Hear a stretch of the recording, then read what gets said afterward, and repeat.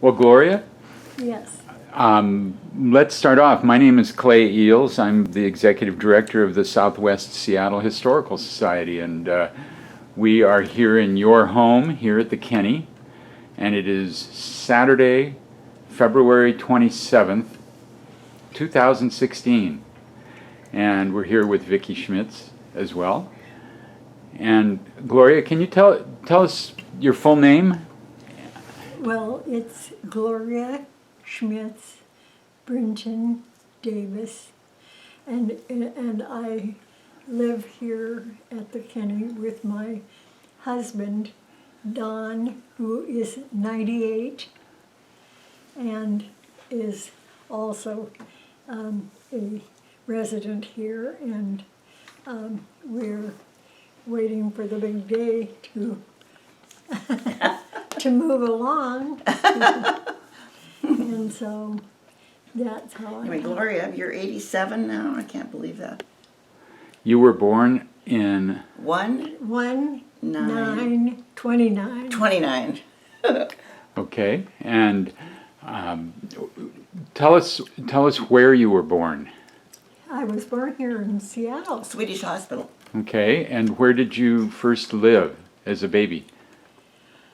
I'm not really sure about that because the first year I was with my birth mother, and she was the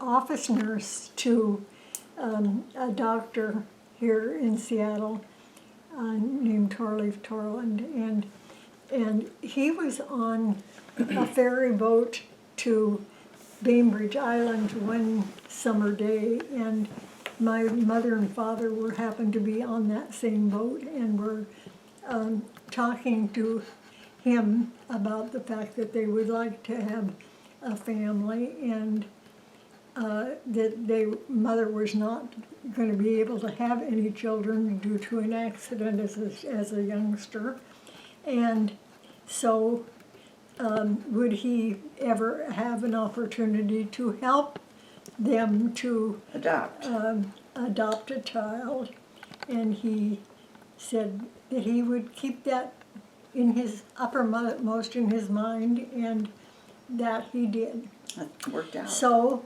on his say-so, they accepted when he called and said that his office nurse was ill and was going to have this child and was going to be unable to take care of it. Would they be interested? And he said they definitely would.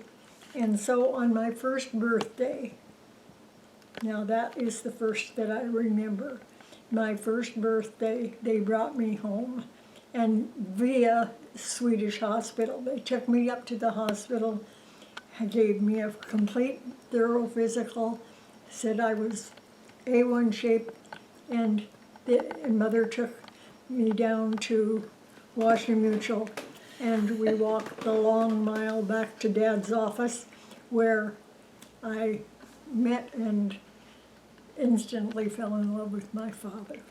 So you did not have a father, No, I did not have a father that I know of. Uh-huh. And you remember this. You say you were one, and you remember this? No, well, I remember bits and pieces. I don't remember a constant because I was too young, but there were certain things that kind of stuck out in my mind, and I can't imagine where they came from except that they were from that era. Oh, and they also took lots of pictures of you. Oh my gosh. Well, yeah, they did. You were their first child. But they're all from a year down. Yeah, a year up. So. Yeah. Yeah. So she went. They lived. Go ahead. So they took you home to Beach Drive, to 4400 Beach Drive. Yes, that's where Dad and Mother had their first home.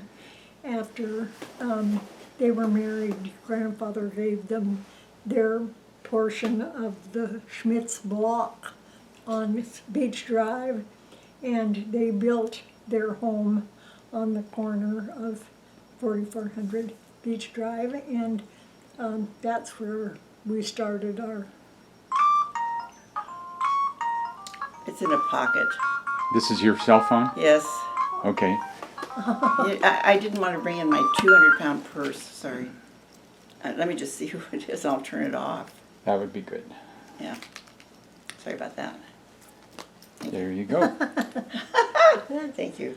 They're so funny nowadays, the different things. You know, This is old. David, the fellow that is my walker, has one, and it's a dog that barks. A dog. Oh, the ring is a dog that barks, right? Got it. Yeah, and I thought that was really funny because. Well, you know, I was talking to Gloria about her recollections of family things, and I'm a late arrival into this group, but she told me that Ferdinand Schmitz, her grandfather, left Germany when he was 16 as a stowaway on a ship. Yeah, Gloria, can you tell that story? Mm-hmm. Well, I can try. I don't wish to say that everything I say is verbatim, honest to God truth, because it's been a lot of years between then and now, and time seems to color certain memories in people's minds that make them look one way when perhaps they were a little bit different. But as best I can remember, grandfather did live next door to his sweetheart, Emma. Emma Altoff. And yes, at Althoff. Altoff, right. Yes. And they were best friends growing up. They were both millers. Their parents were millers of grain that furnished the Bakeries. wherewithal for the bakeries of Germany.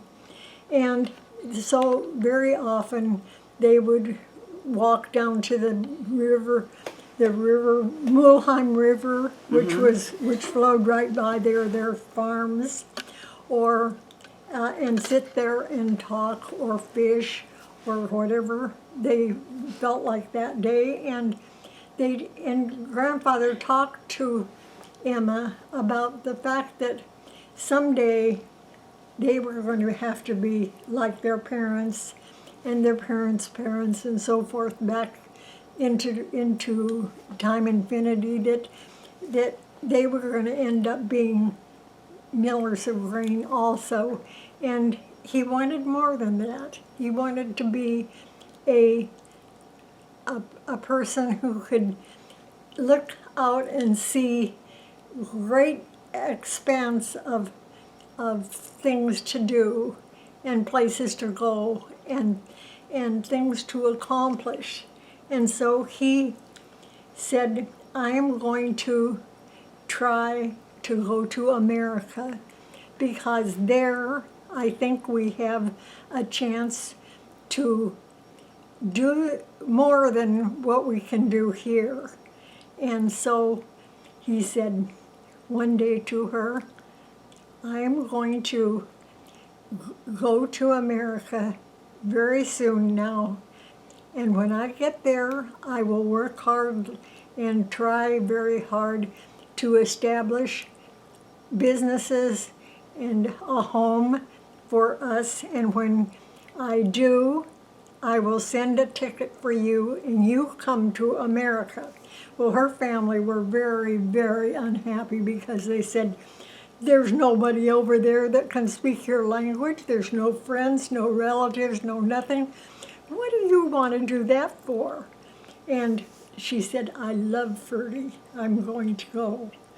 And so she waited, and sure enough, the day came, and he sent a letter to her and said, here's your ticket. Come to America as soon as you can. And so she packed her little kit bag, and she got on the first boat that was leaving for New York. For New York. and to meet with Ferdy In Seattle, right? in Seattle. And so this is the way that it all started. But when she arrived on the East Coast via that ship, it was the day of the Seattle fire. And Ferdy and everyone else that lived in Seattle at that time were wiped out because the fire took everything right down to the ground. And so, even though she worked her way across the country just as he did, she found that when she got to Seattle, that they had to live in a tent because that's all that there was for anybody. He met her that day, And they got married that day, right? he married her when I The day don't she know arrived. I don't know the date But that's of their all right. wedding, but I know that he was intent on marrying her because he wanted to have his home and his family and Emma all together in America with him, and that was the only way. That was the only way he would consider. But So- he was 16 when he left Germany. Yes, but this was maybe 20 years later, 15. well, not that long. I think 10 it- to 15 years later. It was maybe quite a while. maybe 4 or 5 years, and then he was like 20 or 20, between 20 and 25, and she was not very much younger, and so they had their start in a tent, and that's Among the ashes, yeah, still among smelling the like ashes. smoke. But that's how the underground, the Seattle underground, came to be, because they covered it over with the dirt from the hillside and built a new city on top of it. And that's where the Seattle of today was established, because they built it on top of the old one, which is underneath us. But when he landed in New York, he was a stowaway, but he knew people on the ship by then. So He was with the crew, and the crew took him ashore with them when they got to New York. to New York, but they were going to take him back. They were going to take him back to Germany, and he didn't want to go. And so when they went into this bakery, and the crewmen were busy buying goodies to eat, why, the baker's wife, who was dressed in big bouffant skirts and aprons, slid him underneath her aprons and said, "Shh, be very quiet." And he didn't move a muscle until they had bought their food and left. And then she was going to bring him out, but she said, stay there until they are gone. And so they went outside, and they discovered that he wasn't with them. And one of the crewmen came back in, and he said, "Is he still in here? We've lost him." And she said, "Oh no, I saw him leave with you." Well, of course that was a little white lie, but it was what made it possible for Ferdy to stay there. She hid him in the room upstairs in the bakery, and until they left and the ship was gone, he didn't do anything but be very quiet. And then he worked for them as a maintenance man, as a baker's helper, Dishwasher. as everything that he could do, he did it. And pretty soon he helped them enough so that he earned some money, and he was able to move to the next stop. And there was a rickety old one-box train which people could get into into this box, and then it would rattle along until it got to the next stop. And if they didn't have the train, then they had to go by horses. And so this was the way he started. It was a little rough, but it got him here. And when he when he saw Seattle, what were the things that he was so attracted to besides his home? When he got to Seattle, he looked up and he saw trees, and he saw water, and he saw fishing, the possibility of fishing, and he saw the results of what Indians had left here. Seattle was named after Indian chief. Chief Seals. Chief Seattle. And therefore, he was feeling like he was in a mixture. In America for a while. Yeah, of America. There was partly Indian and partly natives. Right. Just people like himself. And so he started in and he made hotels, he made restaurants, he made beer gardens, he made fishing, he made lumbering. He used some of the lumber to build a little home for them. And so that was the way they had their beginnings. Their beginnings. And Well, I, as I understand it, their first home was at 3rd and Pike, which is where the dime stores used to be, like Cress and Woolworths. yes, I think I think he that's built a little I think house that's there. true. I mean, it's just amazing, isn't it? I What a think- hard I worker. think they actually had several homes. I Oh. think they had a lot of little ones, but the thing that was uppermost in his mind was that he wanted this town was for businesses Full of opportunities. and all these things that he was going to develop, but what he wanted was a place that was away from that, and so they soon got a boat together, a barge, and they brought it over to what they call Luna Park on Okay. On Alki. Well, yes, but it was what we Harbor Avenue, where Harbor Avenue is now. Excuse me.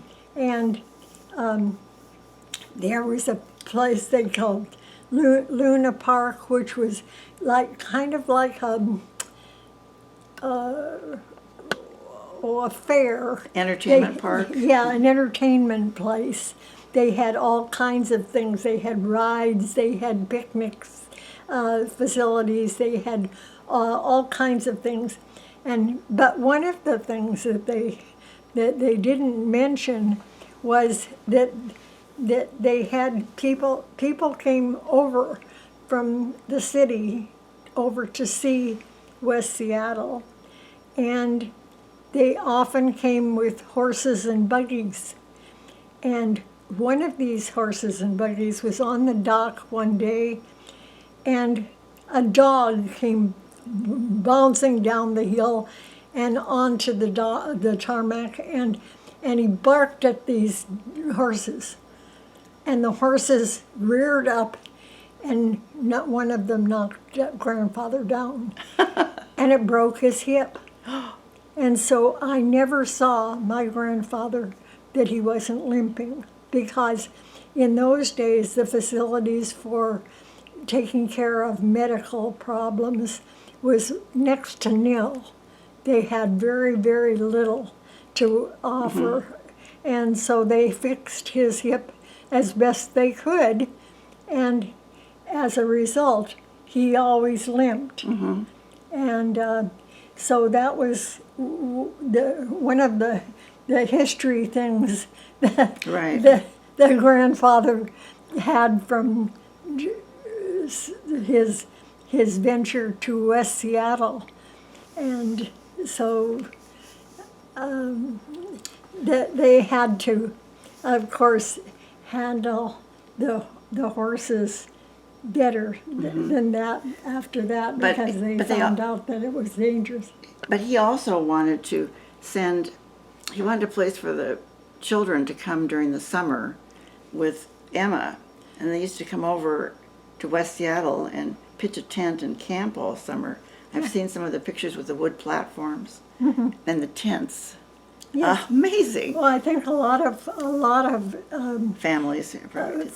families and a lot of Downtown people. facilities that were not permanent, that were just for the weekend kind of thing. But grandfather ventured down from Luna Park down toward the point where the lighthouse now stands, and then he went beyond that 1 mile, and 1 mile he picked a block which he decided was going to be the Schmitz-Block, and his home and his family's homes were all going to be on this block, but nobody else's. Nobody else could live there, but Well, 4,400, 4,500, 4,400, 4,500 Beach Drive. 4,400. That was your dad and mom's home. But the, excuse me, San Sushi, excuse me, their house, which is where Mi'kmaq Mooks Park is now, is like 45 something or other. And, excuse me. So, Emmy's house was 4,408, right. And, and then theirs was beyond that. yes. And it was a half of a block. They had the first half, grandmother and grandfather, and then the two children in the family. Emma and Detroit. Emmy, who married an attorney and had 3 daughters, lived in the middle house, and then my mother and dad had the corner one, and they had me, and then 6 years later they adopted my brother and sister, whose parents lived in Kirkland, and the mother died in childbirth. The children were twins, and she evidently had already some children at home, and it was just too much for her, and she didn't make it. And so the father had to decide that he couldn't manage his family as it stood and the new twins, so he again called on Dr. Torland, who called mother and dad and said, "I have another baby for you. In fact, I have 2 babies for you." And they said, "Fine. What's the story?" We'll be right down. And Excuse me. they ended up taking the twins, and the twins were really nice little babies, but they were not nice to me. Well, I was 6 years older. Of course. And so I was from a different era. But They didn't like me. They liked each other. And so they were best friends, but Gloria? not to me. Did Peggy and Dietrich have, excuse me, they had her mother living there, Mrs. Yes, mother. Hudson, and yeah. then Peggy's sister, Yeah. Marion. So there was a lot of people in their house, right? Well, the thing was that at 52, mother's father died at that house as he had a brain tumor, and he died.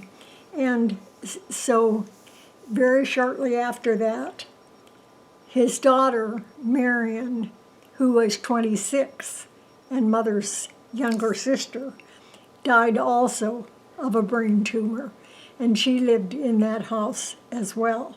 So between her and her mother, our bedroom was taken up, and so my sister and I, who were 6 years apart, had to share a bedroom when this was not a successful undertaking.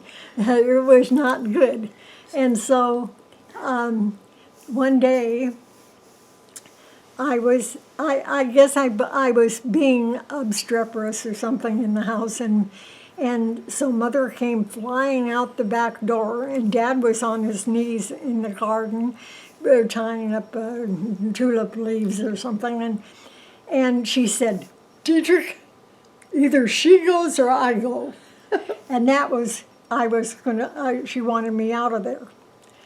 And so at this particular moment, as Providence would have it, grandmother, Dad's mother, came walking over from her house, which was 2 doors away, and she came walking along the walk and heard this tirade going on, and she said, "What? She will not be going anywhere." And Dad said, "What's going on?" And she said, she can come over and live with me, because at this point grandfather was just about gone. He was old and he was dying, and she had a 17-room house and nobody to live in it with her. And so we needed more room because we had All these people. another grandmother and her daughter living in the house with us. Why, I was a natural to go over there and live with her. So you were 11? And so I was 11, and I went over to live with grandmother. And that was the day that that changed infamy for me, because I never again went back home again. But you lived there until you were married, right? Yes. And so you had a lot of time with your grandmother. Yes, I had all my time was with my grandmother. They called her Mutter. Mutter, yeah. It's a German. It was German mother. And what was her full name? Emma Your grandmother's full name. Emma Althoff Schmitz. And how would you describe her to somebody who had never met her before? Oh, she was a sweet little German lady. She was small. She was only about 5 feet, and very, very hardworking. And she kept a nice home. However, she had people helping her. The women from the University of Washington that wanted to earn some money so that they could go to school would come over and do laundry and housework and help her that way to keep her from having to be by yourself. have a heart attack trying to keep up with 17 rooms herself. Well, I thought what was really interesting yesterday, one of the things that you told me was your description of the household she ran when Dietrich and Henry and Emma and Ferdy were growing up there. Yeah, they did chores as they came home from school. They did chores such as carrying wood or carrying coal or washing windows or washing the leaves and things off of the porches and so forth, and helped her in that way. And when they were finished with their chores, grandmother allowed them to go and do as they pleased until dinner. Well, they on the front porch there was a waist-high a barrier on the outside of the porch, and above it there was round hoop shaped. Oh, it was to ring the bell. Yeah, It was a church bell there. they had big round wooden things. Handles. On, Handles on the yeah, line. yeah, and hanging in the middle one of them was a big church bell. And when it was 20 minutes till dinner time, Grandmother would go out there and she would ring that bell like mad. And the boys, if they had taken their boat and gone out on the Sound after they finished their chores and were Fishing. tootling around out on the Sound somewhere, maybe fishing or maybe just enjoying the sun, they would hear the bell, and they would know that was time for them to head in and get ready for dinner. And you could hear that.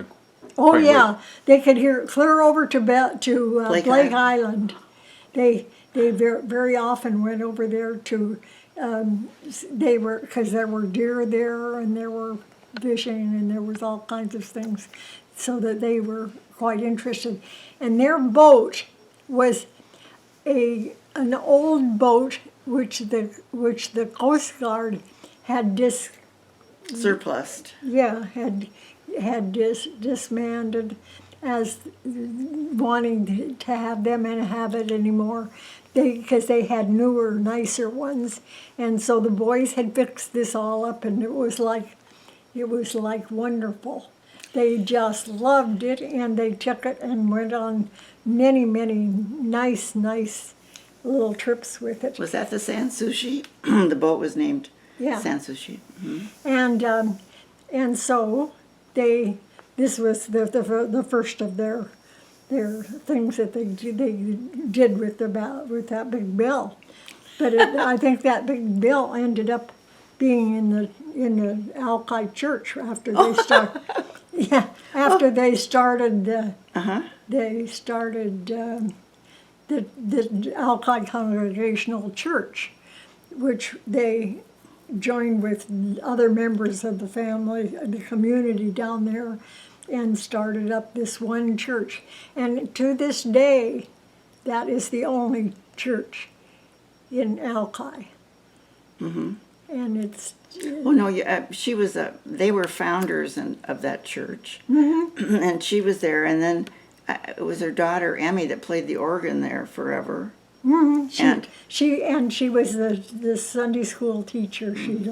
She took care of the littlest ones, and she just loved those children, and they loved her, and so it was a very happy time situation. They got along wonderfully well. You're describing a time that you experienced. You grew up there. I don't know that people today understand what that community was like. Talk about how many other families or homes were there. What would your daily routine be when you were a little girl? What did it look like then that was different from now? What did it look like different from what it was now when you were growing up as a little girl on Beach Drive? How did you get to school? How did I get to school? Oh, my dad would take us on his way to work in the morning. He would fill the car with kids, and as we went along, he'd pick up whoever was waiting for the bus and drop us off at the school. Which school was that? Alki School, naturally. And did you ride the streetcar in those days? There was no streetcar. They had buses. Yeah. At 11, we're talking 1940, and that was the year of the last streetcars in West Seattle. So probably you weren't on any of the streetcars, I guess. But there was a bus stop down there. But I think the big difference when you look around is that everything was a single-family house, and there were lots of vacant lots. Well, and it was right next door to Schmitz Park. Yeah. And Schmitz Park meant a lot to grandfather because he saw this piece of land which he designated to be the way it was when he came here in 1885. Maybe. 1885. And so he named it Schmitz Park and said it will never be changed or altered in any way except if it's a matter of life and death. If there was a storm and trees fell down and they were going to hurt somebody, they were allowed to be taken out.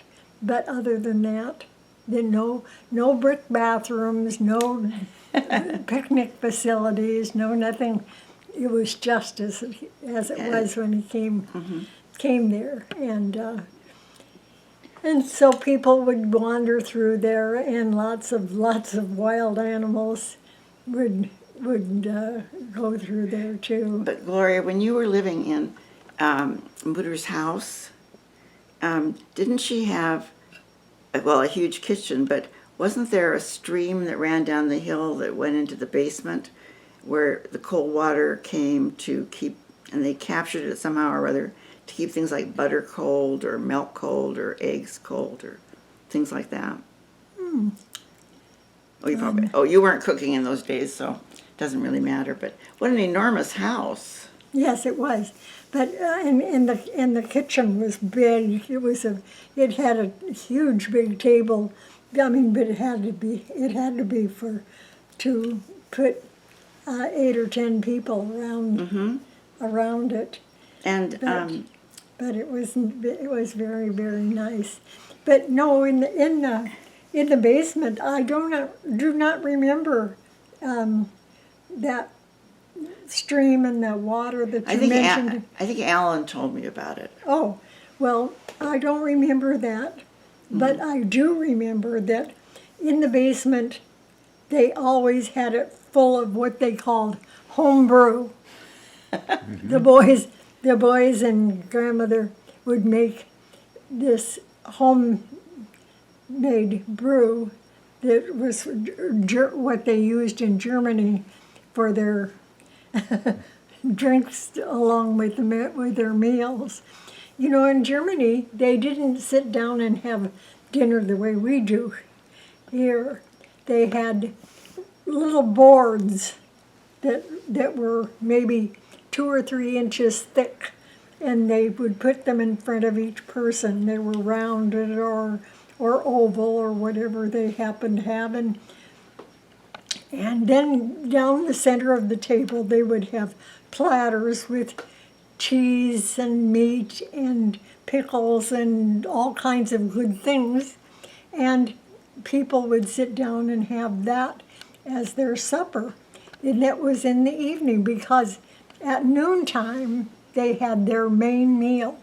People would come home from work and sit down for their main meal at noontime.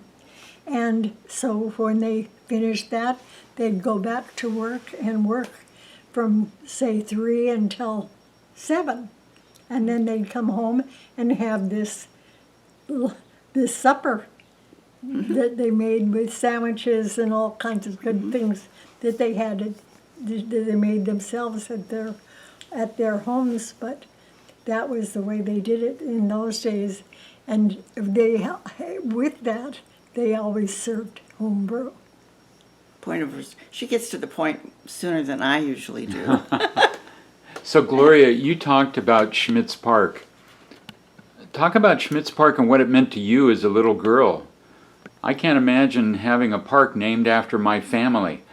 Oh, well, it was a very honorable thing. We enjoyed it, and people would always point at us and say, "Oh, that's the the people whose name that Schmitz people. had that park, and so we enjoyed it, and we enjoy it to this day, because it's one of the things that's lasted along with many other things for eons, and maybe for a lot longer yet. Well, you said to me yesterday when we were talking, you commented that these penniless people who came to America, Ferdinand, and worked his way across and then sent for his childhood sweetheart, and they established their family and so forth.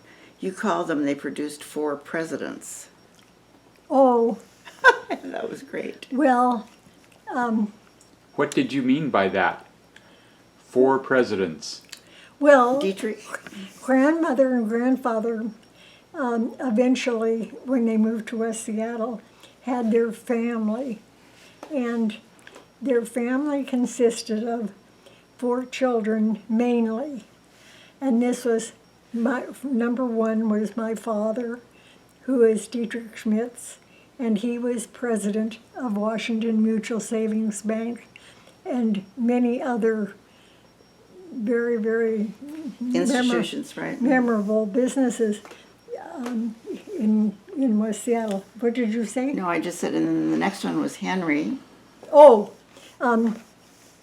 yes, next was Henry, his brother, and he was 25 years doctor of forestry and dean of men at the University of Minnesota. And then all of a sudden they got a letter from the University of Washington saying, "We need a president and we would like you to come. Will you come and be our president?" And so they packed up their things, even though they had been there for so many years, and came out here to be president of the University of Washington. So that was Henry and Dietrich, And then Emma. both presidents. Now, the third one was their daughter, Emmy, who was 2 successive terms national president of Campfire. Now, Campfire is a girls' organization, such as the Girl Scouts, and Emmy and her family. She had 3 daughters. It's natural for her to have been a member of the Campfire, and so she was president of the National Campfire Group. Campfire Girls. And then you have young Ferdy. And then there was young Ferdy, who was established in many ways. He had several small businesses on Harbor Avenue, but he was president of Webster Brinkley, which is the one company that designed the steering mechanisms for the United States submarines. And he was with Pat Carr.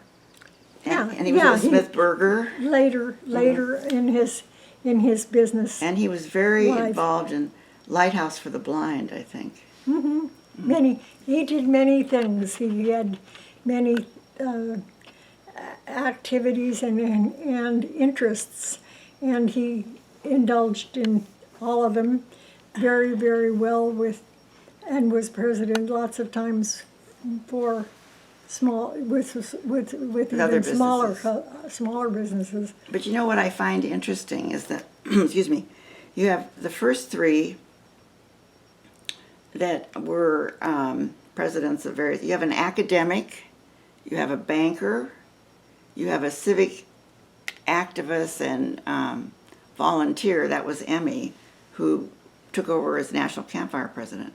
And then you have Ferdinand the Third, who was actually a smithy. I mean, he loved metalwork, which was, as the name implies, when you see the family crest, it has a hammer on it. Little different. I love that. Yes, it's true. But they all did their very uppermost to be the best presidents that there ever were, and I think they were. And what was most unusual was that here these two German children, Emmy and Ferdy, came to America with 25 cents in their pocket and raised 4 presidents. Now, how does this happen? Only in America. What? Yeah, maybe only in America, but there were many, many other things that showed that grandfather's his abilities and his appreciation, the fact that he was appreciated, because as he worked in downtown Seattle, the people from other countries and other places, The Asian community. here came to Seattle, and they would associate with him, and soon were very interested in what he did. Well, among them were the Orientals. He was very, very interested in the Orientals, and the Japanese in particular. He handled a lot of their things that they had for sale and the things that they could import for him. And so eventually they said to him, you know, we have not this many things here, but we have more things and more profitable things in Japan. So why don't you come with us to Japan and let's see what we can do. So grandfather packed his little kit bag and he went with them to Japan. Now there they gave him dinners and meetings and all kinds of things and got him placed in their minds as being somebody that could really do big things for them. So they said, let's do this. You have a garden at home that you are putting in, which he did. He had, on Beach Drive, he had his big, huge 17-room house, but down in front was a huge, big garden, which had a man-made lake in it with An island. little island in the middle, which had a bridge that went out to it. And on the middle of this little island stood a woman with a big vase over her head and flowers dripping down. Now this is the way that grandfather's garden started, and there were rhododendrons and all kinds of beautiful things around it. But what happened was that they said, why don't you take these cherry trees from Japan? And they gave him 75 cherry trees.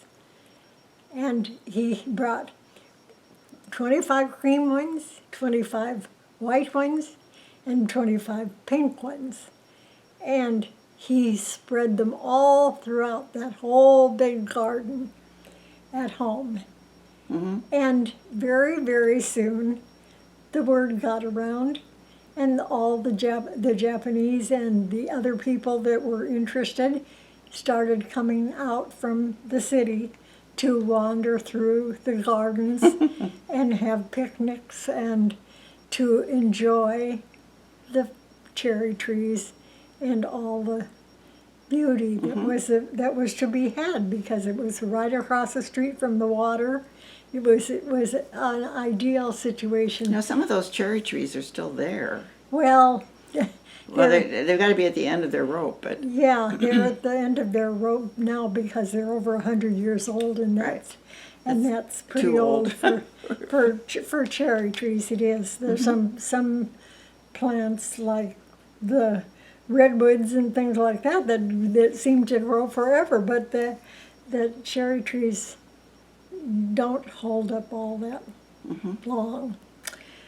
But that was how the cherry trees came to be, and how they became known in Seattle as being where they were, and people started coming there, and it was a famous place. Carol and my cousin, my grandmother, my aunt's daughter, that was just a year younger than me. The two of us would be out playing in the yard, and the Japanese would invite us to join them in their picnics. And it was very often seaweed sandwiches and things like that, which really turned us off. But we thought it was fun because they would all come in their beautiful Japanese garb, and their kimonos and their parasols and chattering in their Japanese language and seemed to be enjoying the fact that we were there. How exotic for you. Yeah, it was. It really was. It was. Well, listen, do you want to take a break and have a glass of water? Or? No, it's all right. Okay. So anyway, did you have anything further? Oh, sure. Lots of things. I wanted to go back to, you were describing your grandfather and grandmother coming to America. How do you know those stories? Who told you those stories? Oh, I lived with my grandmother from the time I was 11, and we would sit on the little davenport in the living room, and she would talk to me, and we would discuss the things that were from the past like that, and I. So you were there for. Yes, and you know, in the house there was a big sign up above one of the doors that one of the boys had carved, and it said, "Do it now." And I think it's some of it started when I said, "Well, what does this mean? What did you mean? Do it now? Do what?" And then she'd say, "Well, this is how we started." And the other sign. We did it now, and that's how come we're here. The fact that you were adopted, was that unusual at the time? Did you know that you were adopted? Oh yes, they told us right away. Mother never kept that a secret, and I think as I look back. When I look back on it, it was not a profitable experience for me or for her. I think that we were not meant for each other, but it was an interesting experience, and I learned a lot from her, and so. I think she learned a lot from me also, because I took care of my father when he was ill. When he was on his deathbed, he went to bed on the 15th of December, and he died the 11th of April following. At home. And at home. He didn't want to go to the hospital. He wanted to be at home. And I had been nursing as my career when I was younger. So I had taken care of him because I lived about 3 minutes by car from there, and so I'd send off my children off to school, and then I would whisk down there and take care of Dad. And Mother just said, "I hate being around sick people." And so she would take off in her car and go down to Washington Mutual and get his mail and go do the shopping and do all these things. And I would sit home with Dad and take care of him, and also be his secretary. his secretary, because I read the Wall Street Journal from cover to cover for him, nearly every day, and all that sort of thing. So You revered your father. I was. You revered your father? Oh, very much so. Yes, Is there something in the fact that he was so open to adopting you and your twin siblings that is in the Schmitz character? Probably. He wanted to share what he had with his children. He wanted a family, and he wanted to share, and so it was a natural for him to do that. He used to come every night after grandfather died. He came over after dinner, and he would sit with his mother for an hour from 8 till 9 and talk over whatever business was Happening, right. was on her mind at that time. And he would then say, okay, if I finished my homework, which I would be doing during the time that they were talking, I would be sitting over at the table. And just a second. Go ahead. Table. When Dietrich came Oh, to yes. visit. So At 9 o'clock. start again. You're doing your homework? Yeah, 9 o'clock, I was supposed to be finished with my homework. And my dad and I would walk together from grandmother's house to Alki Point and back. We went down on Beach Drive and we walked that 1 mile down and 1 mile back every night that he was home. Sometimes he had dinner dates or something like that. We didn't come home for dinner, and then I would miss a night. But if he was there, I always walked with him 1 mile down and a mile back. So you were very close. So we were very close, and he was very, very kind to me always, and so I couldn't say enough about him. He was a perfect example for his brothers, and it was very sad because his brother Henry, who was president of the University of Washington, they were on a duck hunting trip up at the Squim, right. Squim, yeah. The duck farm. And one day the rest of the people were all going in for dinner, and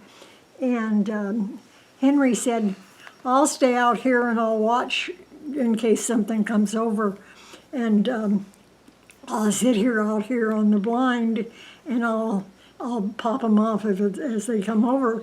And so you go on in. Well, they started in, and the first thing they knew,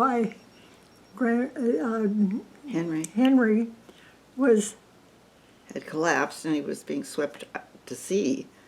Yeah, he was not staying on the blind. He was not on the spit. He was either. walking between the step and the blind and the beach, and my dad said, when we called the Coast Guard across the way and told them to come and pick him up because he had floated out into the Straits of Juan de Fuca, and Walter Straley, who was president of the telephone company at the time, was out there with him. He was hanging on to him. He had him around the neck, and the two of them were floating out there. My dad was standing on the beach, and he said, it was so rough that when that plane landed to pick those two guys up, we couldn't even see the plane from the beach.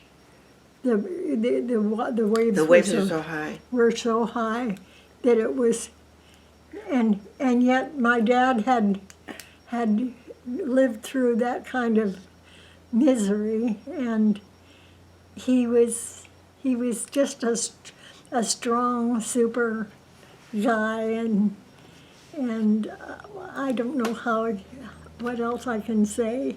It's just, He was a great dad. yeah, And someone you... not everybody is lucky enough to have one like him, but I was one of the lucky ones. Yes, you were.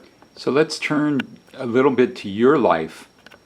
When you grew up, talk about growing up, leaving the home, getting married.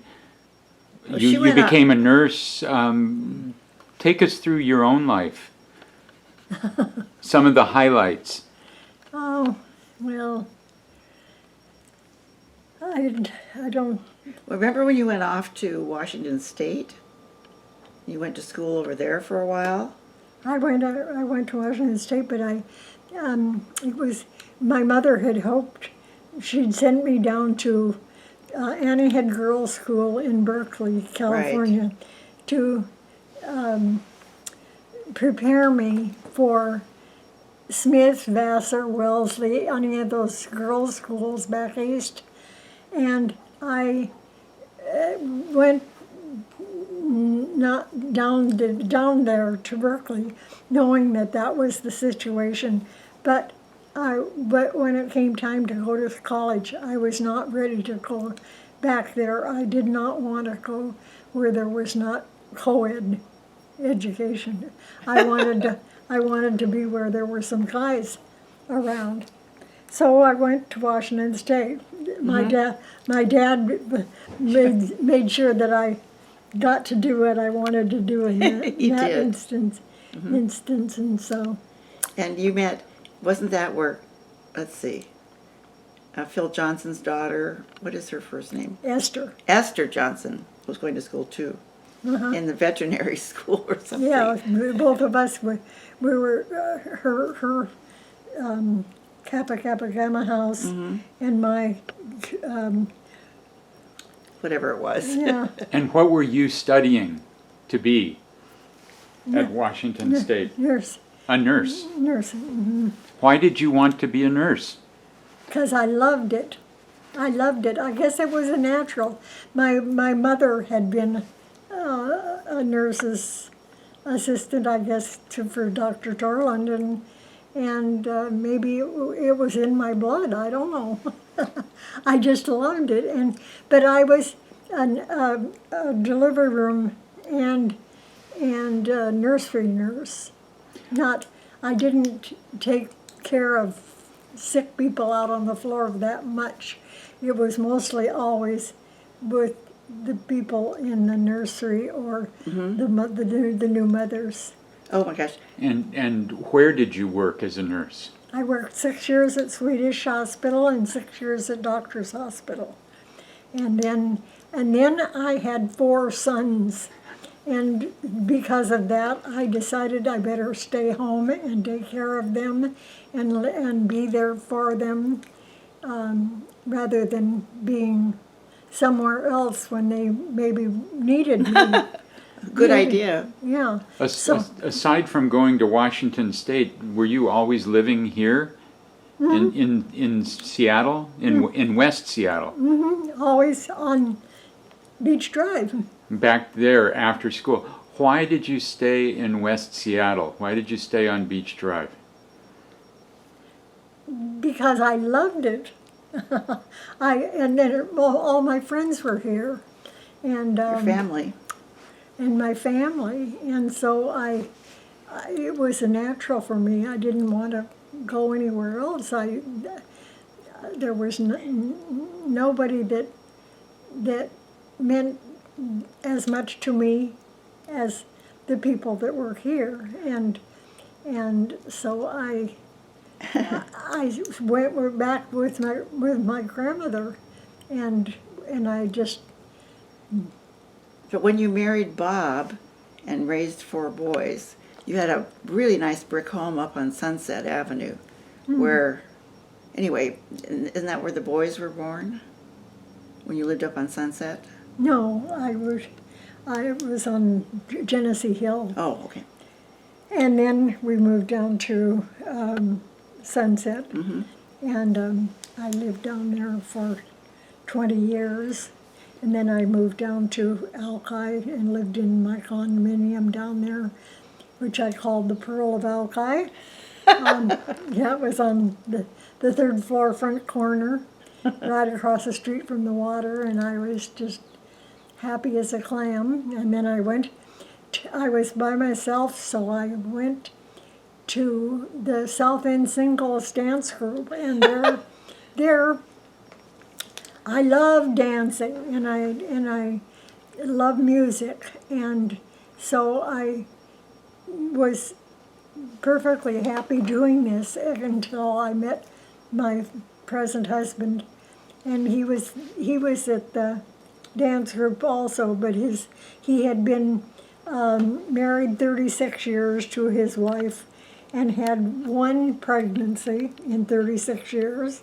That was his twins, which are a boy and girl, and the boy is in Salt Lake and the girl is in Orlando, Mm-hmm. and both of them ill, Oh. and they're in their 60s, and But Don is retired from the Air Force or Boeing? he was a lieutenant commander in the Navy.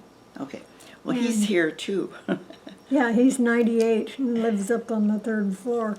But he was down here, and then he kept falling down, and so they kept saying, well, we are spending most of our time down here picking him up, so let's send him upstairs where he's going to have more attention. So they did that, and I've been here by myself ever since. And You know, I didn't know for sure, excuse me, that the original family business for the Schmitz was flour milling. But I've been to Germany several times, and when I visited over there, the Schmitz relatives, a daughter of one of the family that came from Germany, well, actually, Hedwig's granddaughter, her name is Etta, excuse me, and they were in the bakery supply business. So this is like generations later. They were still in the flour milling business in a sense. well, that's it. They were stuck in it, and once they were in it, they were in there for good. And that's where grandfather and grandmother broke out of that mold and came to America. Well, thank goodness you know these things, because because I'm not sure that I did or have forgotten. So this is so important to do. Well, they did, and so I don't think that there was any problem. No, of After course the- not. But after that. their older brother, Ferdinand's brother Carl, the older brother in Germany, was left after Ferdinand stole off to America.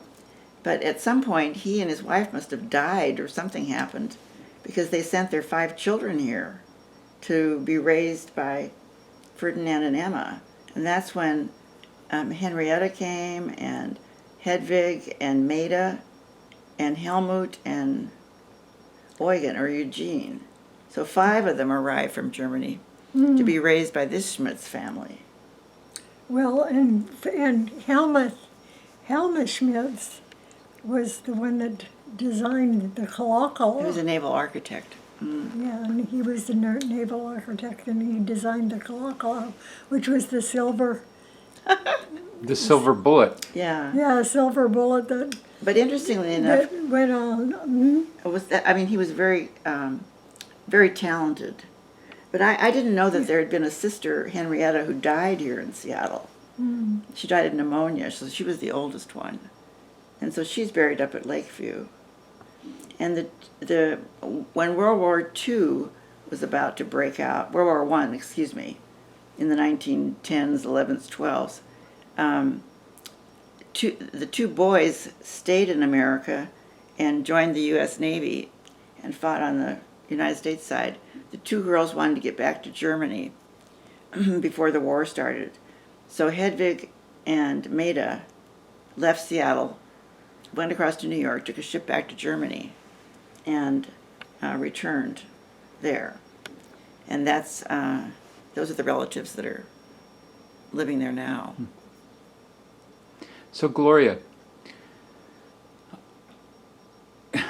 given all of these generations and given that you're just a direct lineage and you remember your grandfather so well and know the family so well, what does it mean to be a Schmitz?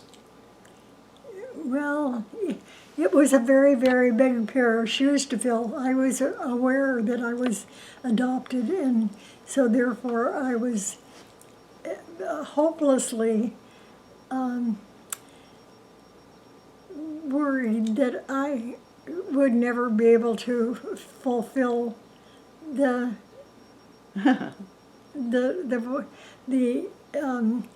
example that they had set, because they were all so utterly successful, and I didn't know whether I could do anything like that myself, and I don't think I think I was right. I think you did just fine. Well, my goodness, working as a nurse for 12 years, raising 4 boys, I mean, that's just as important as running a bank or a university, as far as I'm concerned. Well, out of my 4 sons, I must say I have been extremely lucky.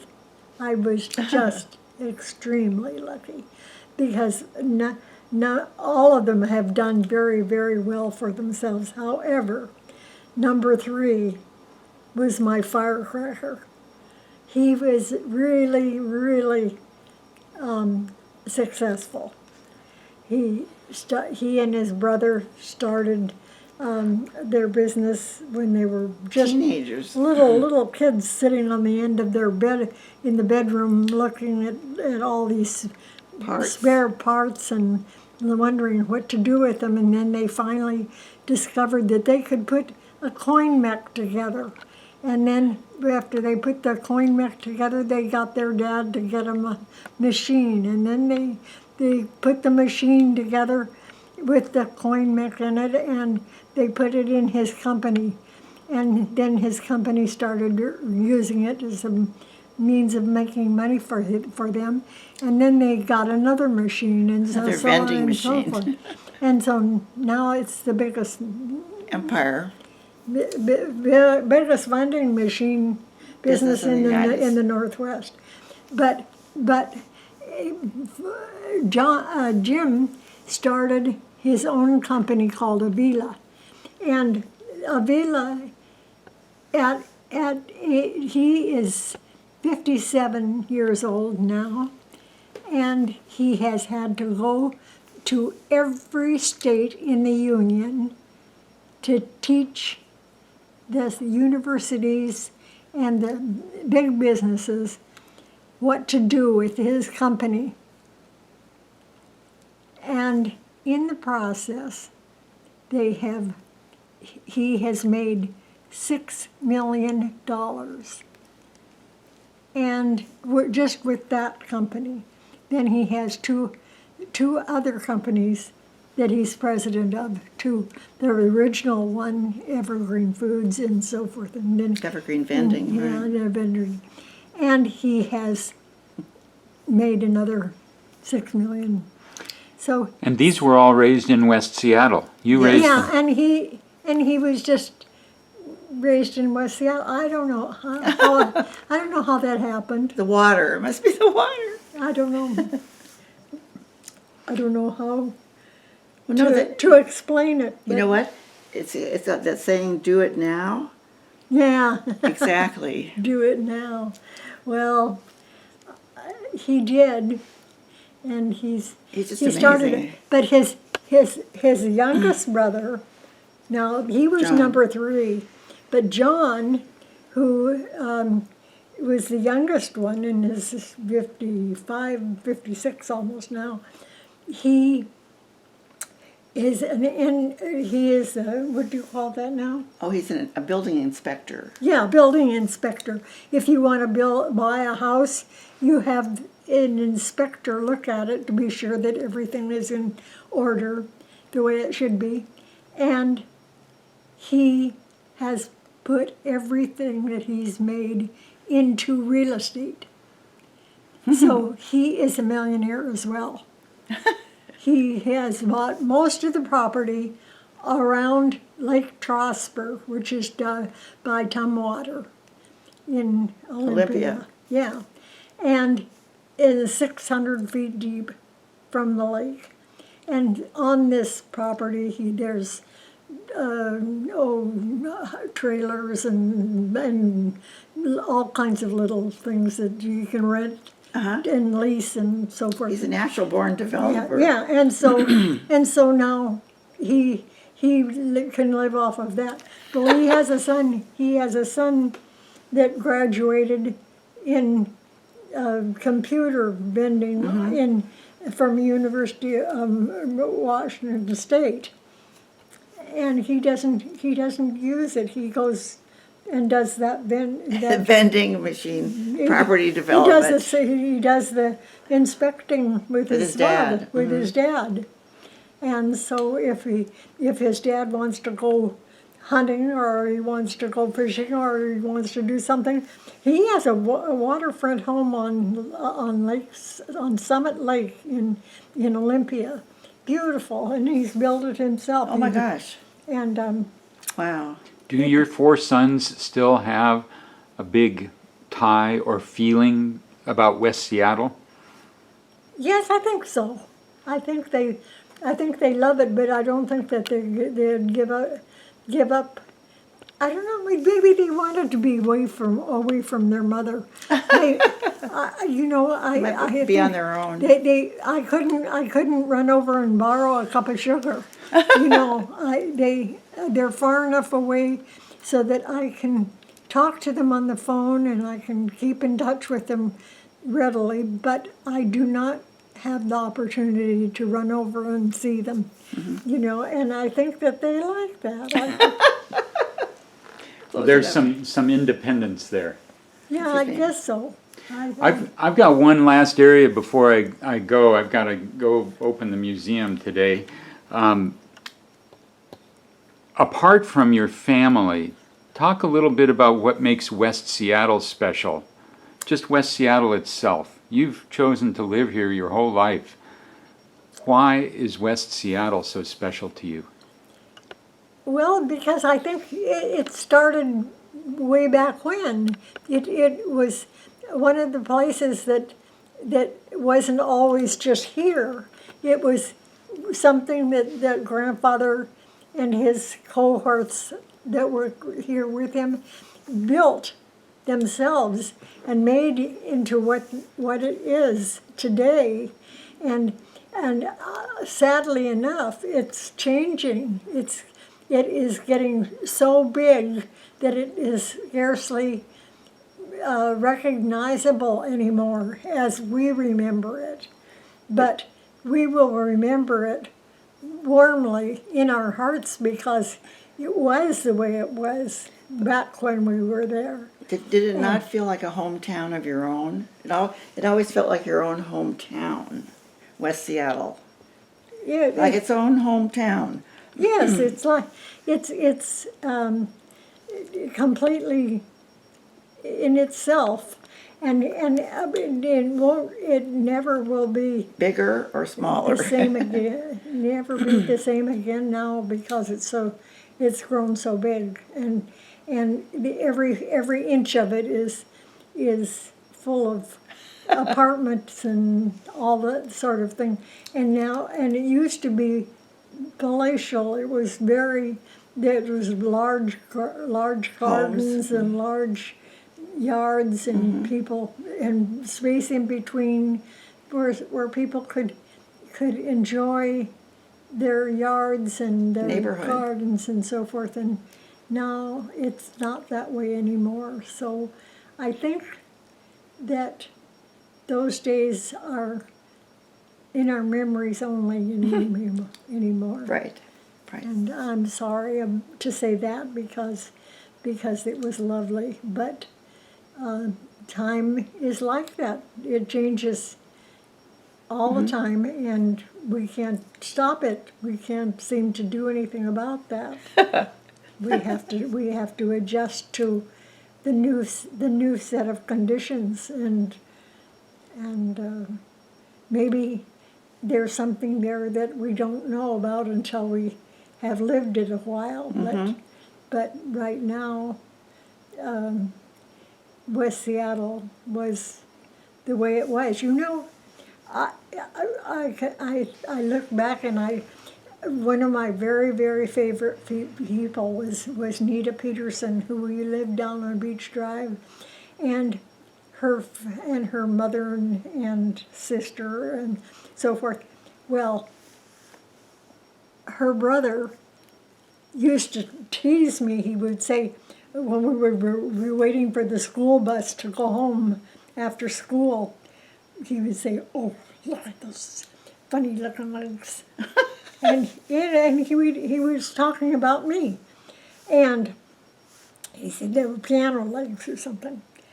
Well, you know what happened to him? He joined the Navy, and his mother, I saw her, and she was a changed woman. She was so sad.